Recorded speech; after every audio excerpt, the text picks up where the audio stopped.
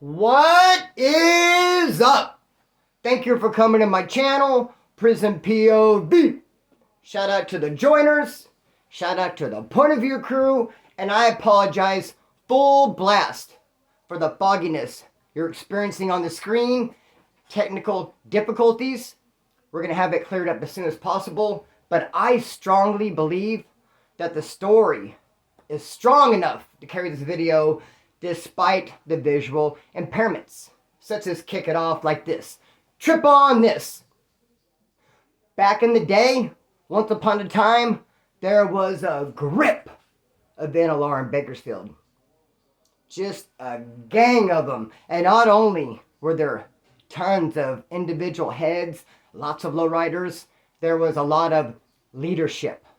A lot of high-ranking lowriders in Bakersfield, Kern County. And in one fell swoop, all got wiped out because of one hit. And I'm going to tell you how that went down. Hey, but before that hit even happened, NLR in Bakersfield got the proverbial black eye because something scantless happened amongst the ranks, bro. And it went down like this. Let me say it left them with the black eye, and this is what happened. Johnny Brigh and Bo Taylor, both lowriders, Johnny Brigh being high-ranking, went and did a 211 on a heroin connect. Now that 211 quickly turned into a 187, which those things often do. Play with fire, you're going to get burned. You have to expect when you go in there to do that 211 that they're going to be violence because the person, your supposed victim, doesn't want to be the victim. They're going to try to turn you into the victim. Thus, the 187 coming into play. And that's what happened when Johnny Brigh and Bo Taylor went to clip this connect. He fought back. Johnny Brigh stuck him once and he was unalived. They quickly got snatched up and they both got charged for the 187. But Bo Taylor was like, hell nah. I didn't go do no 187. I went to give you a ride. He was the getaway driver. I just only drove you to go do a 211. I don't know anything about all this other stuff. So when the cops asked him, do you want to cooperate? He said, yes, I'll cooperate. And surprisingly, he had a lot of supporters. A lot of people had his back when he actually took the stand and testified against Johnny Brigh for that 187 because he said, hey, I only wanted to do a 211. I didn't ask for all that. Now, my opinion on it, I say if you're going to go do a 211, you should expect a 187 to happen. You shouldn't be surprised at all. You should expect it because that's just how those things evolve. They're very fluid and they get bumped up very quickly. And a 211 is just violent anyways, now isn't it? So like I said, that whole thing with Bo Taylor and Johnny Brigh, Bo testified on him. He got life. Bo hit the streets. He had a bunch of supporters. Black eye on the NLR. Now trip on the hit though. That really wiped them all out. Trip on this. There was a dude, a lowrider. He was dating this chick. That chick was related to a brand member. And as the story is told, I cannot confirm or deny. I wasn't there. I didn't see it. But how the story goes, this dude, this lowrider who was dating this chick was put hands on her. That's what they say. And so it got back to the brand member who she's related to, and he got mad. And he held a meeting with some high-ranking lowriders. He summoned them unto himself, and he said, how long are you guys going to let this go on for? How long are you guys going to let this happen? I wanted to stop now. So, the high-ranking lowriders gave that dude a heads up. Said, hey dude, stop that.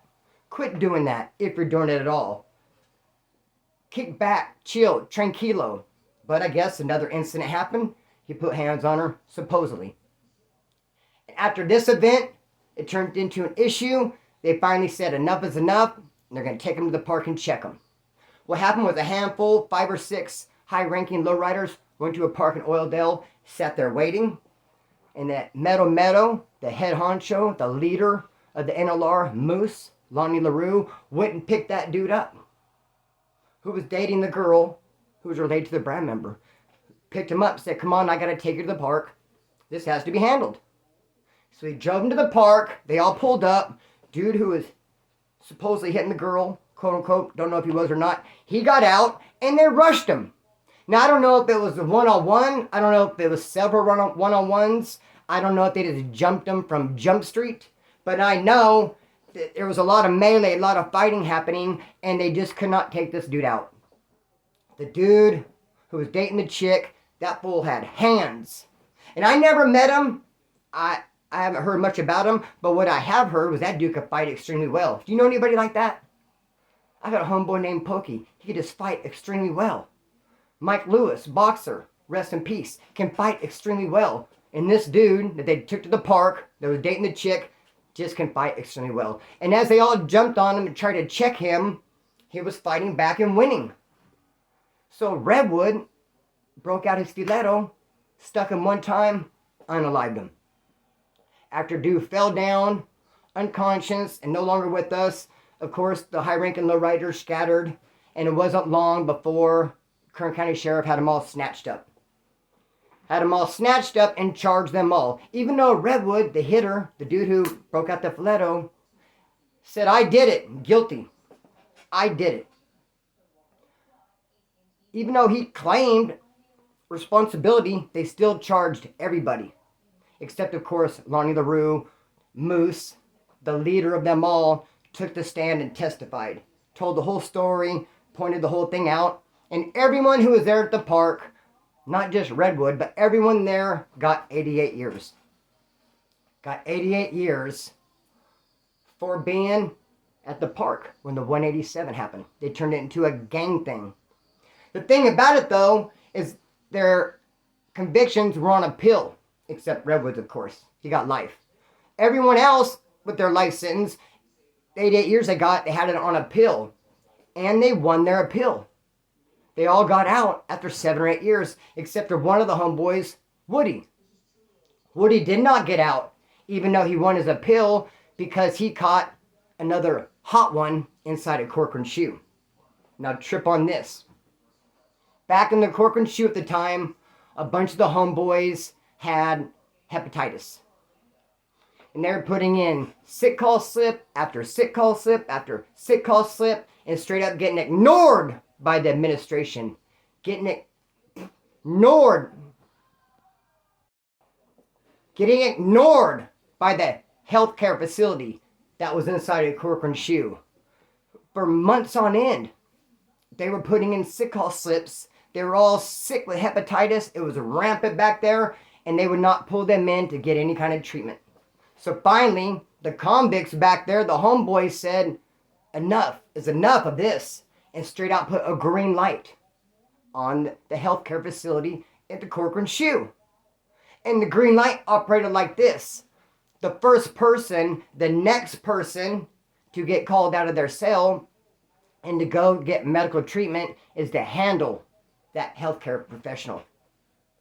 It doesn't matter how you do it. Do it. Green light on them. First person has action. It's on site. First person get called out. Handle it. And the first person who got called out to receive health care was Woody. Nazi little rider from Bakersfield. Who was doing 88 years for that thing that happened at the park when Redwood got that dude. Even though his stuff was on appeal. And he knew it was on appeal. He knew he was going to win the appeal. He went in there and handled business. When they came and got him to take him to medical, he had a stiletto attached to his shoe, sticking out. Now, pause and wait right there. Because I know a bunch of people are going to say, Splinter, wait a minute, what do you mean? He had a stiletto sticking out of his shoe. Because when you go to medical from the Corcoran shoe or any ADSEG hole in general, they strip search you. They come to your cell, get you butt naked. When you put your clothes back on, they waist chain you and shackle you up. So there's no way he could have had a stiletto sticking out of his shoe. He did, though. And I don't know how. I wasn't there. Maybe he had the shank hooped.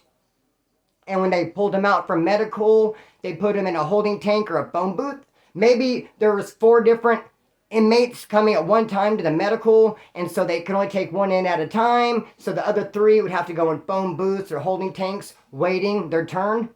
And maybe Woody was in a phone booth waiting his turn, and he had that shank hooped. He pulled it out, stuck it on his shoe. Maybe it was just a little tiny piece of metal barely sticking out that somehow the cops missed. Maybe it was a crooked cop. I don't know how Woody had his shank sticking out from his shoe when he went to medical, but he did. Known fact, everyone knows it. I mean, he's doing life for it. Of course it happened. They pulled him out. He went in there to medical. He jumped up on the desk with his body sideways and started kicking his feet and stuck that medical personnel over and over with the shank that came out of his shoe that was attached to it. He got snatched up, went to court, won the appeal, got a new life sentence for the thing that happened at medical. And the worst part about this story, the part that I even hate to say, is he got pushed off the tier. He got politicked out. No longer active. Bro, the Corcoran shoe, Pelican Bay, Tehachapi, any of them very vicious when you're back there doing time with those high-powered gang members. Bro, they stir the pot, you will get politicked out. It's like sometimes they have nothing better to do than just sit back there and just politic and don't even give them a little tiny thread to pull on. Don't even give them any reason to look at you because, bro, you get politicked on. And what happened was Woody somehow hit a small amount of narcotics. I think it was a happy card, as a matter of fact. They'll take a card, your people will, and they'll put stuff in, they'll squirt it on there, and it'll dry, and then you come in, and you eat it, and catch a fade. I believe it was a happy card he got sent into him, or just some small amount of narcotics that he had. But the dude who had the tier, the dude who was in charge back there, found out that Woody came up on some, and did not break him off his third. So put a green light on him. Next time he hit the yard, they were going to unalive him, homeboy, take his breath from him. And that's just, it's out of line, homeboy, if I can have an opinion on the matter. Everything that dude did for the cause, and bro, gonna wash him up over a little tiny piece of a happy card. But that's exactly what happened. No longer active. So when you got all those high power, high ranking dudes snatched up for that thing that happened at the park, when the head gets cut off the snake, as they say, and leadership is gone, doesn't it usually just take a little while longer for another leadership, another someone else to rise up and accept that head spot? It usually just takes a little while, doesn't it? And sure enough, this dude stepped up. His name was Joey Wiswell. A lot of people, and this dude was high power, hardcore, crazy as can be. I done time with him, and I got a bunch of stories I could tell about how crazy this folio was. And a lot of people didn't even think he was a lowrider because he had suicidal tattooed across his forehead. And his neck was all done. He was totally blasted back, and dude, his forehead was just all blasted, and it looks gnarly. And it said suicidal. And people are like, no, he's a suicidal. I'm like, no, a lowrider. Come on now. How many suicidals do you know that whenever the suicidals got a green light on them, went to the lowriders? I could think of a bunch of them. I could think of 5 right off the top of my head. Very similar cars. Don't they both got that cholo aspect to them? Of course they do. With the hats flipped up, and the wino shoes, and the Pendletons with the one button, and the paños like that, homeboy. Lowriders and suicidals have a lot of the same style. Be that as it may, homeboy, this dude Joey Wiswell, full blast all the way with the business, a lowrider. I talked to him, he said he was Woody's right-hand man. He stepped up, wanted to take a leadership position. Now him and this other dude, who should go unnamed, went to do 211. Beginning of this video started out talking about 211 and how dude was surprised went to 187. I said it could quickly happen. You know what? But also a 211 can end up in with your 187. Now can't it? A 211 can easily end with you going in there and somehow accidentally even it gets out of control and oh shoot, a 187. But also a 211 could go in, things get out of control and whoops, you're the one that catches the bullet, homeboy. Because Joey Wiswell, high-ranking lowrider dude at the very, very top, was going to try to put together and make some things happen. Went in and do a robbery with this dude on a house in the middle of nowhere, in the middle of orchards. In the middle of farmland, a little tiny shed where they were manufacturing pounds. And Joey Wiswell, this other dude, went in there and kicked the door open and just went in there all masked up, laid them all down, took all their stuff. But as they were leaving out the door, Joey Wiswell pulled up his mask and said, I just want you to know who got you. Joey Wiswell, NLR.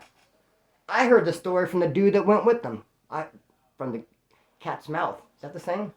From the horse's mouth? From the dude's mouth, homeboy, he told me. And he said that when Joey lifted his mask up and said, I want you to know who got you, Joey NLR, he knew he was doomed. And he said to himself, he told me, I just couldn't believe he said that when he said that. And I was hoping he didn't say my damn name or get me caught up in the process. As a matter of fact, he said, after that, I had nothing to do with him. I didn't not want to be associated with him. Guilty by association. Homeboy, he goes, I didn't have nothing to do with him. Straight told on himself. And when they found him, they only found his legs. They identified him by the tattoos on his legs. He got dumped down in the oil field, down the oil patch. They think the animals got to him and just chewed him apart. And there's a leg, and yeah, Joey had a tattoo like that on his leg. There's Joey. Rest in peace. Why? Because the 211 turned into a 187. Shouldn't be too surprised like that. So yes, NLR, homeboy, in Kern County back in the day, was full blast all the way with the business. And just took one hit to just snatch up all the high power leadership. And when you know the dude all the way at the top is the one that told. And when you know one of the homeboys didn't get out on a pill but picked up another hot one in there and never did hit the streets. And then just got washed up over a little piece of nothing. It's a crazy game, homeboy. And with that being said, I'm going to cut the string and let it fly. Peace!